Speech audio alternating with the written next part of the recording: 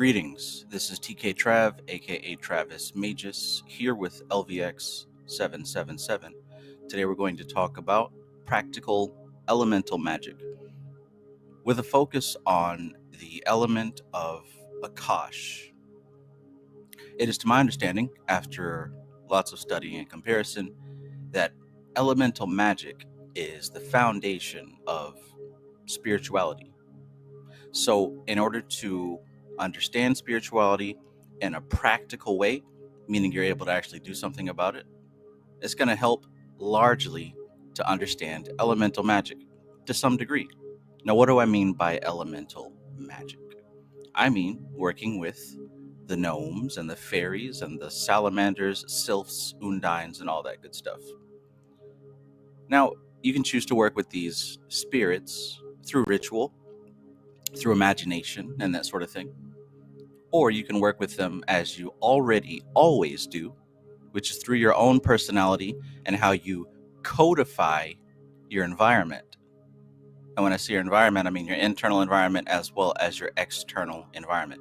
The way you codify these elemental forces largely depends on the effect that they have within your life. And all this is the Akashic aspect.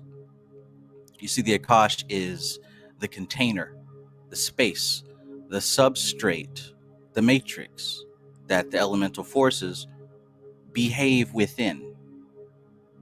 So these so-called elemental forces do not behave anywhere except within the fifth element, Akash. So the fifth element is more than one of the independent classical four elements. We think of earth, water, fire, and air. And as learned occultists, we understand that we're not just talking about rocks, drops of water, flames, and a cool breeze. We're talking about the way in which energy performs. It boils down to, ultimately, any mixture of three directions, whether it's positive, negative, or neutral. Everything in existence boils down to those three elements. Those threes are at the very basis of everything. Now, the most ancient texts that belong to a complete system have observed many thousands of years ago, anywhere from 5,000 to 10 to 15,000 years ago. They observed a long time ago that all of our observable reality exhibits the qualities of what's known as the Gunas. Now, the Gunas are just those three influences that I just mentioned: positive, negative, or neutral. You may have heard of these three Gunas in the past. In case you haven't, here we go. These three Gunas are also known as Tamas, Sattva, and Rajas.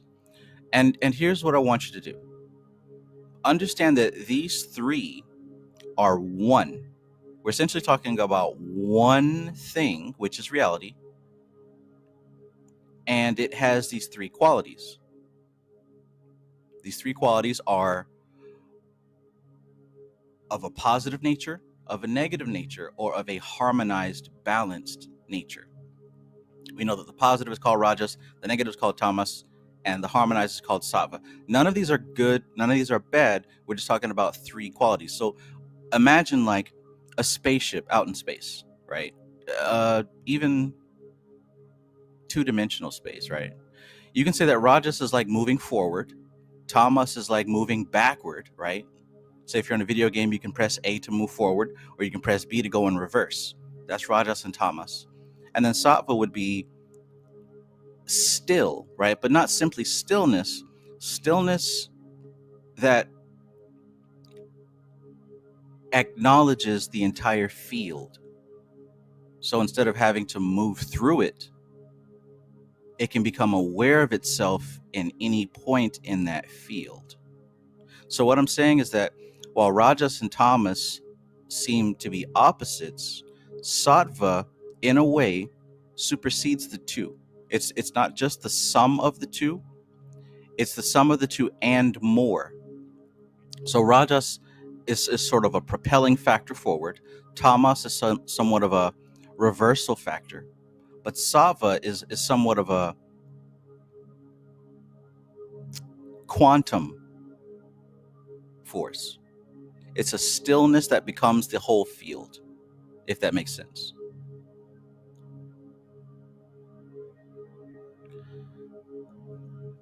So with that being said, the entirety of reality is composed of any infinite combination of these three.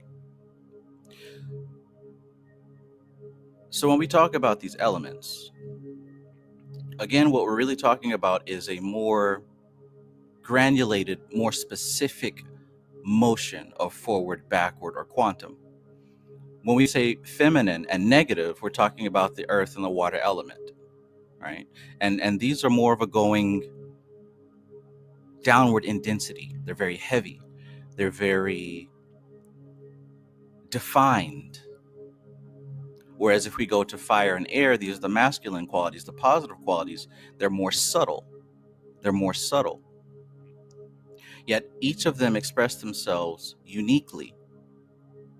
And at the same time, all of them express themselves nowhere else except within this field of the Akash. So the Akash is the playing field, right?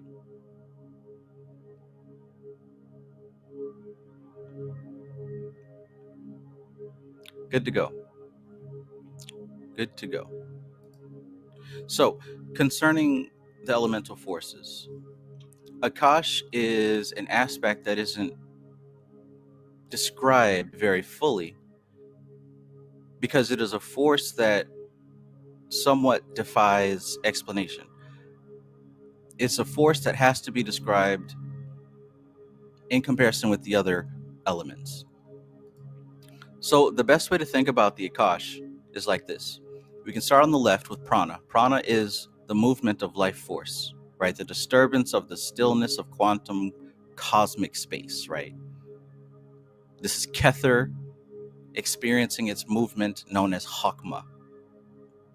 So that movement, that stirring, that first swirling, creates a space of experience. And that's what Akasha is. Akash is the space of experience. Now, this movement that stirred the stillness of space fractalizes within itself. And this is the pattern that echoes throughout eternity. This fractalizing inward. This is the whole reason that we have existence, because of a fractalizing inward. And when I say fractalizing, I mean it's copying itself. It's replicating itself. It's not replicating content. It's not replicating actual stuff. It's force replicating. It's pattern replicating. And as pattern replicates, as context replicates, content fills the context. So as the Akash radiates as space, this movement of life force fractalizes within that space. And that movement can also be called ether. You see on this diagram, Akash and ether, they're actually one and the same. They're actually one and the same. But within that space, this is where we start to get the Rajasic movements, which are positive, or the Tamasic movements, which are negative. But within the space, we see the two types of Rajasic movements as air and fire, the two types of Tamasic movements as water and earth. So you see, it's still the three gunas, but now it's happening on a different level. It's happening now on a microcosmic level. If you study Kabbalah or even Samkhya, you'll see that experience can be separated within macrocosmic or microcosmic levels. So when we're dealing with these 5 elements, we're dealing on a microcosmic level. If we're dealing strictly with the gunas, we're dealing on a macrocosmic level. So paying attention to this Akash, this 5th element, the 5th element of Akash is the space that these gunas play within. This is also the space that karma happens within. Karma is nothing other than that inward fractalizing pattern that's continuing to happen within itself. That's what karma is. So karma doesn't even belong to you. It's not even yours, right? It's not even yours. There is no personal, it doesn't belong to you. You happen to be experiencing it, but karma is happening on a level that is way beyond our individual experience. So, what does all this have to do with us as individual people? What does this have to do with our lives? Like, how can you actually work with this information? So, take a look here at this diagram. What you see here are 4 major arcana cards lined up with the 5 different tawas. This is one version of that inward fractalization. The pattern here is Akash, which goes into air, which goes into fire, which goes into water, which goes into earth. And within earth, the pattern repeats, which is why you see for both the earth element and the Akash element, the same card, the world card. If you know about tarot and correspondences, you know that the world card lines up with not only Saturn and Bina, but also earth. It also lines up with the Akash element in the same way that Malkuth lines up with Kether. Why? Because it's that inward fractalizing pattern. Within Malkuth is another Kether, and it continues to fractalize inward. This is why in Kabbalah we have these 4 worlds. The tree of Asaya, which fractalizes inward to become the tree of Bria, which fractalizes inward to become the tree of Yetzirah, which fractalizes inward to become the tree of Asaya. The first one's Atziluth, the last one's Asaya, which fractalizes inward to become the Klippoth. So there again, you see that inward fractalizing pattern. Now, if you just pay attention to the content, you'll begin to get lost. The key is to pay attention to the context. And this is why the Akash element is so important. Because the Akash element is the context. The Akash element is a container. You'll see it described as a container.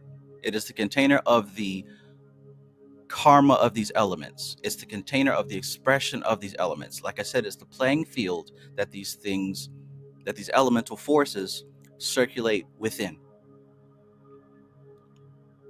So what that means is if you can read the container, you'll know what the contents of the container are.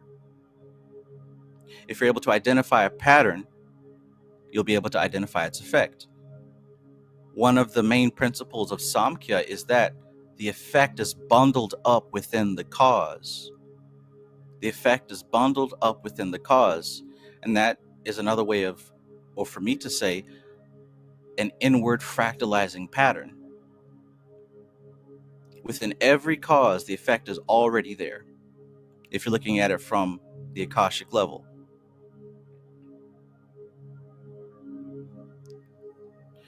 Peace, peace to all my friends. Demetrius Freeland, long time no see. Peace, peace. Framestar Films, peace and greetings. Good to see you, good to see you. Lane Adam says, if you know the ingredients, you know what it's made of. Exactly, exactly. Peace to you. Afro Ninja, peace, peace. Zero, peace, good to see you. Doug VT, peace and greetings. JJ Kazigawa, JJ Kazigwa, there we go. Peace, peace, late night stream. Lily Rose, peace, peace. 40 shot kosher Corver. Let's go. So understanding the Akash is understanding the frame, understanding the context, understanding what pattern is playing out. The content does not matter as much as the context. The ingredients do not matter as much as what the overall pattern is.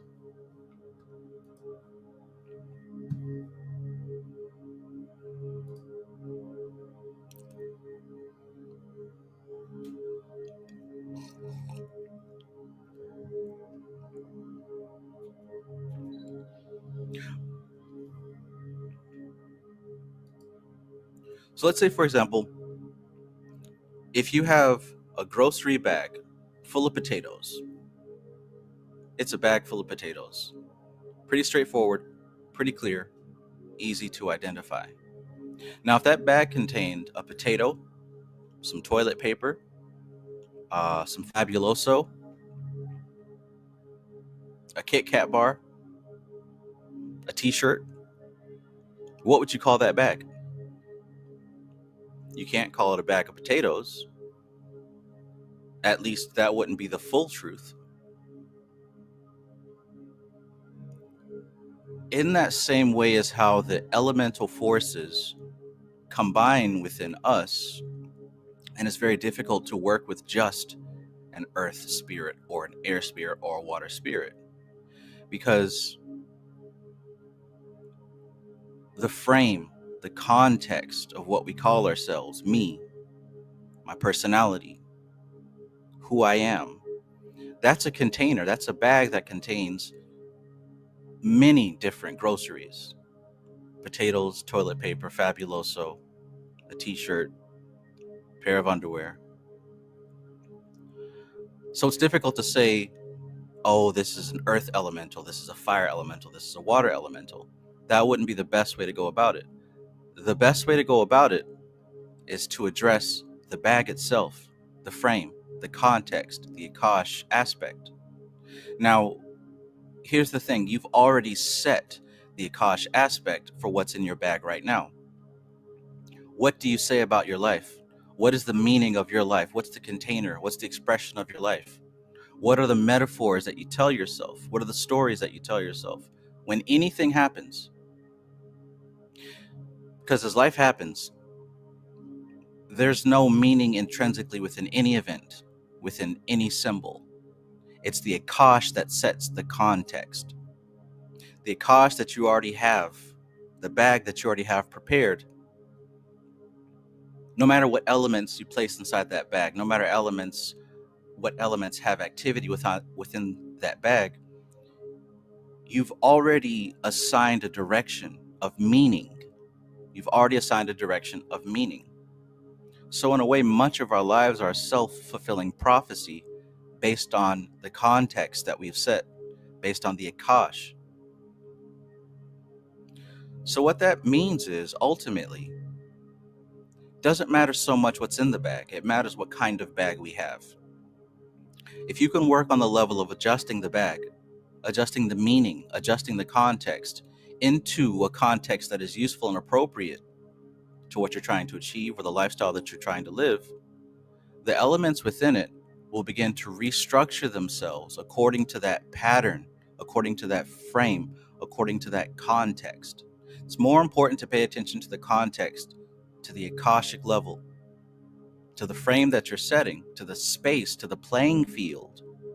When you set the rules, the players on the field have to obey the rules. That's how this game works. And that, in a way, is what I call spiritual authority. At least that's reaching towards spiritual authority, working from the level of the Akash as opposed to the level of these elemental forces that are all mixed up, searching for resolution, searching for a sattvic balance. But it's the Akash that sets the direction.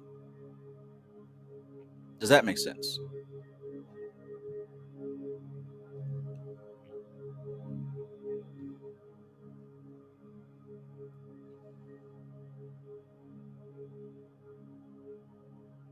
So when I say something like maintain your frame, it's more than just keeping a solid attitude, which is a big part of it. When I say maintain your frame, that presupposes that you set a frame in the first place. And if you set a frame in the first place, you obviously did that because you're expecting a specific outcome. So if you set a frame and you're expecting a specific outcome from that frame, you know that the elements that are already active in your life, however they may express themselves, through the people around you, through your emotions, through your body chemistry, through your thoughts and your feelings, these elemental forces that express themselves, They must obey the frame. They must obey the context. Now, depending on what level of imbalance those elements are operating under, whether they're very Rajasic or very Tamasic, depending on the level of imbalance that those elemental forces in your life are experiencing, it may take some time for them to reach equilibrium, to reach a sattvic level, to reach a state of balance, a state of harmony. But they're not going to reach that state unless you keep the context, unless you maintain the frame. This is the Akashic aspect. This is what I mean. You've got to keep the field within a certain type of order so that the chaos within will conform to that order. Everything that we do is an interplay between consciousness and energy. Consciousness sets the pattern, energy follows the pattern. Energy follows the pattern. So on one level, on the microcosmic level, yes, we want to live a better life. Yes, we want to have happiness and peace. And there's nothing wrong with that. In fact, that's great. And hopefully all of you listening to this video achieve that. There's also a macrocosmic aspect to this. So not only do we want to have harmony and sattva and alignment in our personal lives, we also want to have that with our soul. With our soul. Now, I talked about this being an inward fractalizing pattern. So in the very same way that all the events in your life, all the people that you meet and the experiences that you have, your thoughts and feelings, everything in your life, all these are the expressions of elemental forces, and you set the frame for those forces. In that same way, you are like an elemental force to your soul, and your soul is on the Akashic level, setting you in order. So we zoom out and we see the same pattern happening on a larger scale. Just the other day, I was reading Dion Fortune's Mystical Kabbalah, and in my version at the very end, there's a chapter called Editorial Update. And within that editorial update, she unveils some crucial information about Doth. It was very crucial to me because there were many things that I did not consider about Doth. I always considered Doth as this repository of information and the cosmic Akashic records, which is all true. Doth is also the Akash of Akash. Doth is the highest Akash that there is. So that's correct. But there's more to the story. Each individual person and each individual experience is an expression of what you can call an oversoul. So there's a soul. There's a soul. We call that the higher self. The Kabbalists call that the individuality. So there's this higher self, and we can see it radiating out like a sun. And of that radiation, there's what I call potentialities. So this soul is radiating out potentialities. It's radiating out possibilities. One of those possibilities are you. You are a possibility and a potentiality of your soul, which means that there are many other potentialities and possibilities of your soul. A great metaphor for the soul is like the white beam of light hitting a prism and splitting off into several colors. Your specific experience is one of those colors.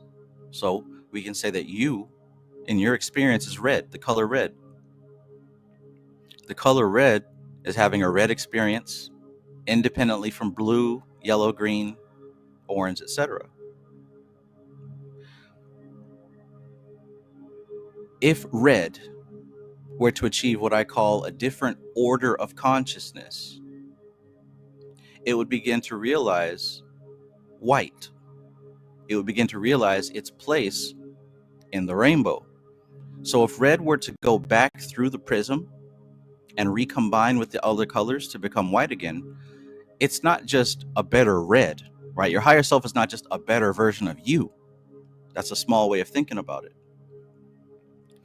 When red goes backwards in time through that prism and recombines and becomes that pure white light, not only is it the totality of red's experience, it's also the totality of blue's experience and green's experience and yellow's experience together.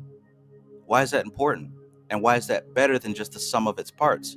Because now red can see its place in the whole paradigm. Blue can see its position in the whole story. Green can see its position in the whole story. So now white isn't just a better version of red or green or blue. It's the entire story. It's the context. It's the frame. It's the Akashic aspect. This is one way to understand how the individual fits in with the soul. You are a potentiality of the soul, a possibility of the soul. So if all those potentialities and all those possibilities resolve back to their source and are able to see how they all interconnect and interweave with all the other possibilities, you would be seeing things from the soul level, from the higher self level. This is why when someone becomes enlightened, they're no longer just this individual person.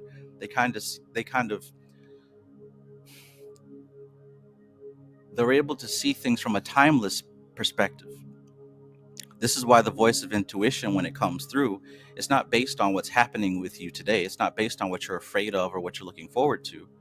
Intuition, when it kicks in, it's coming from that level of the white light, not the red or the blue or the green. The reason I mentioned Doth is because you see how it going from being the color red to that complete white light, it takes a different order of consciousness, because now you can see the entire story. Well, this is what's happening when you reach Doth. Doth isn't just being able to see the whole story of the individual, but it's able to see the whole story of all the souls. So all the potentialities of life, of expressed life, and how they all fit into this grand story, this grand scheme. That's what Doth is. Doth represents all the data of all stories. It's the frame, it's the context, it's the field in which the rest of the tree plays out.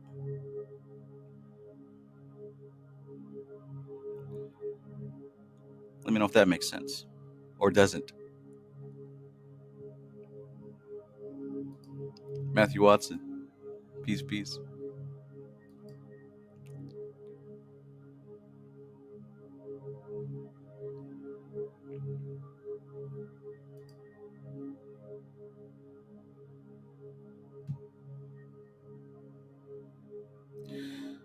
So, what all the elements are seeking is sattva, is harmony, is balance. That's what all the elements are eternally seeking. Why? Because matter is a reflection of consciousness. Energy is a reflection of consciousness. And since consciousness is pure sattva, all of matter is striving to reach that state. Now, it may take infinity to get there, especially if we are on the Asaya level, on the Malkuth level. It may take infinity to get there, but all of matter is constantly striving to reach sattva. When we take up a spiritual path, we are intentionally attempting to balance these elemental forces. We are intentionally attempting to bring alignment with all of the forces within us, within all of the groceries within the grocery bag. We're trying to bring the potato, the toilet paper, the fabuloso, the t-shirts, the peanut butter. We're trying to bring all that to a point of sattva, harmony. So taking up a spiritual path, learning how to meditate, learning how to think correctly with discernment, learning how to move throughout the world in such a way that we produce more sattva as opposed to more rajas or more tamas. We learn how to move through the world producing more harmony. What we're doing now is we're accelerating our karma, our personal experience of karma.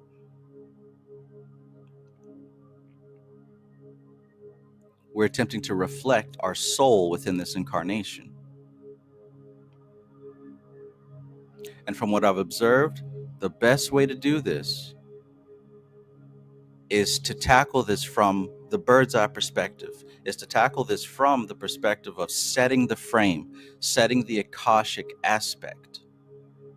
Whenever I'll speak for myself, whenever I have negative thoughts or some type of fear or something that might creep into my mind, I say out loud, I control the context. And it immediately snaps me back into position. I maintain that spiritual authority. I control the context. Because if you don't acknowledge that you control the context, you're allowing these elemental forces to continue to replicate their patterns. What pattern are they replicating? The ones that you set for them to replicate.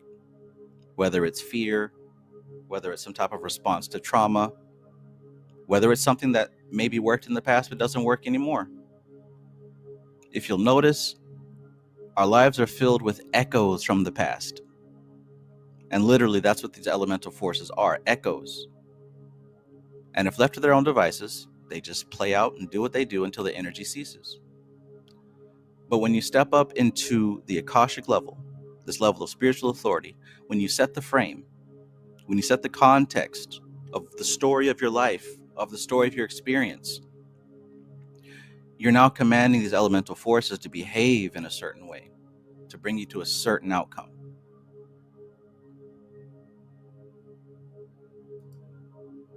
I invite you to try it. I invite you to attempt to take what I've said and put it into practice.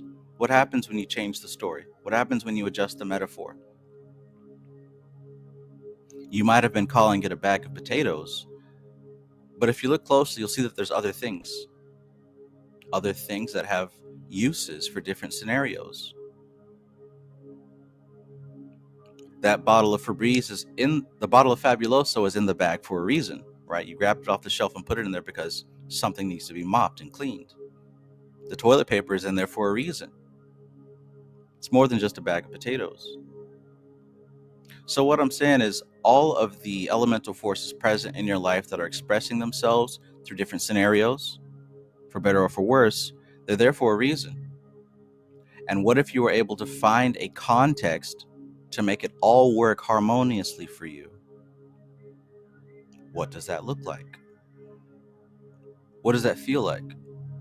When every aspect in your life is harmonized.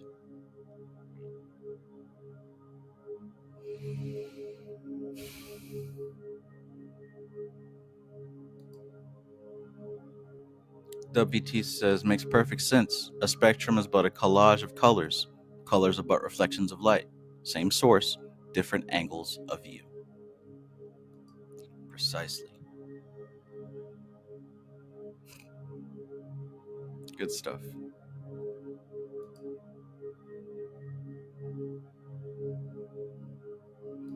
Lane Adam says, that's why I mentioned law of polarity, because by red being affected, it affects all. Just like the thermometer example in the Kabbalion. I could be wrong, though.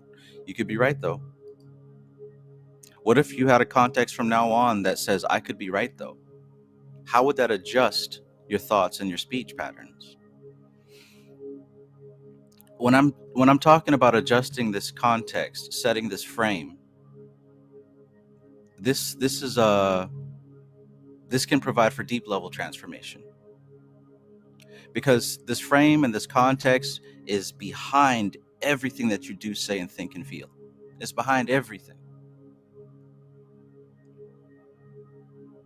Are you able to find the context that you set for your life? If not, just pay attention. Just go throughout your day and pay attention to how you're responding to the different events in your life. How you're responding is going to be a glaring indicator of the frame that you've set. What is the context of your life that you set right now today?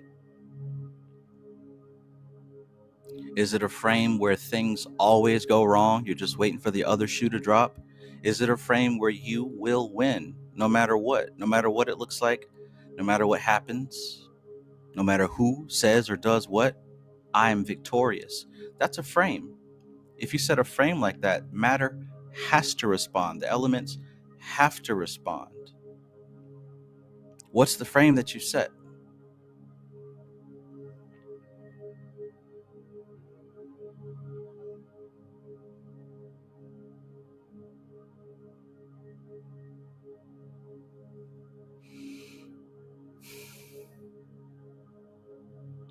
Hope that was clear. It's clear to me.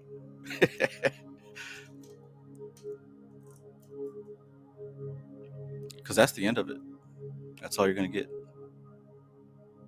For more information, read books like Doth with Shuti, Samkhya Darshan, hell, even the Mystical Kabbalah.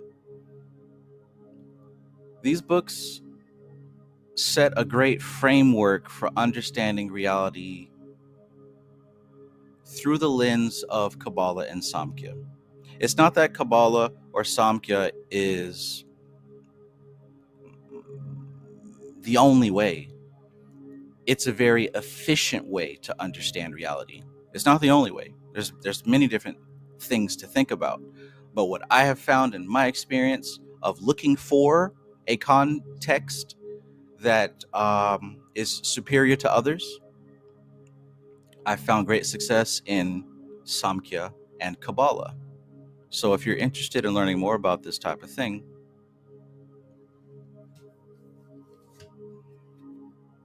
Samkhya Darshan, it's a little bit of a heavy book, but as you can see, it's very short. This is one that you will return to time and time again if you're really trying to understand a framework that makes sense. Doth with Shuti, based on that framework, that operating system, also allows for a powerful meditation that gives you an abstract interface with these elements, with that Akashic field, to be able to actually work with these things on a subtle level. I've had much transformation from that practice. And then, of course, my all-time favorite, the Mystical Kabbalah. Between these three books, you can find much practical wisdom. And spirituality and magic and all that stuff doesn't have to be woo fairy tale. It can become something that you can understand and walk forward with in bold confidence. Okay? All right. So that's the end of my presentation. Hope that you received something that you can work with. I control the context. Remember that. You control the context. No matter what it is, at the end of the day, you set it. At the end of the day, at the beginning of the day, you set the context, for better or for worse, and you can change it at any point.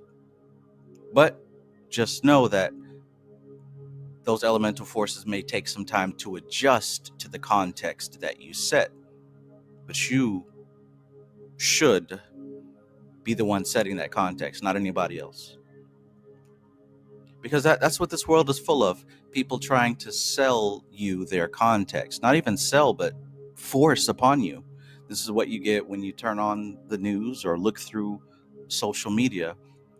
Many different frames that are being opposed or imposed upon you. Some of them can be very detrimental. Seeing the world as a very scary place, a very harmful place, that can be detrimental. Assigning one full group of people as this strange enemy that's causing all the problems in the world, that can be very detrimental. And that's a frame. Nothing is true. Everything is permitted. But you are the one that sets the context. And another mantra that is really good for you to use if you want to is this: I am safe in my body. I am safe in my emotions. I am safe in my mind. I am safe in my soul. Man, when I stop and I say that, I feel an overwhelming sense of peace. Try it sometime. I am safe in my body. I am safe in my emotions. I am safe in my mind. I am safe in my soul. Write that down. Write that down.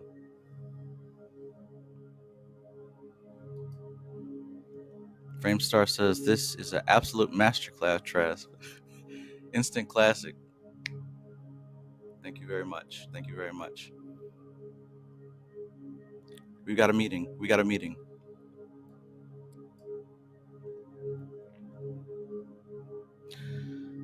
Okay. So see you guys next time. I got some more content to be producing after my very well deserved rest. I made my way to the promised land of Doth, and I've collected a sack full of jewels, let me tell you. The information is there. It's just there. Doth is full of that data. I mean, not even Doth. That's what the Akash is. The Akash is full of data, right? You come to a point where you craft your mind, you craft your mental structure in such a way that you can float amongst the data and translate it. So we don't really come up with anything. We receive the information and we translate it. This is great if you are an artist of any type. This is why meditation helps, because it teaches us to refine our awareness to the subtle data that surrounds us. It's all around us, all the time. Any room, any place, any body, right? If somebody comes and interrupts your meditation, what if you took that as spirit communicating, choosing that vessel, right? See through the elemental exchange and look at it from that Akashic level. You set the frame. You didn't get your meditation interrupted. These elemental forces are attempting to resolve karma now, and you, being at the Akashic level, you're able to interpret it. Spiritually mature. All right, so I'm out.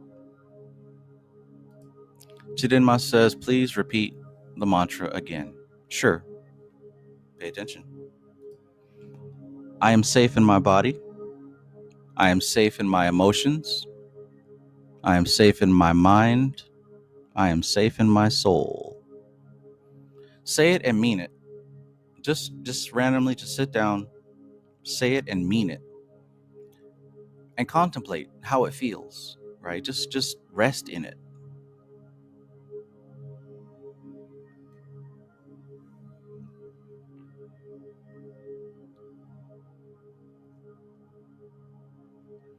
All right, so I'm gonna get a little bit of Fortnite in, and then I'm gonna go back into these metaphysical planes and see if I can scoop out some more data. And I'll see you guys next time. Thanks for being here.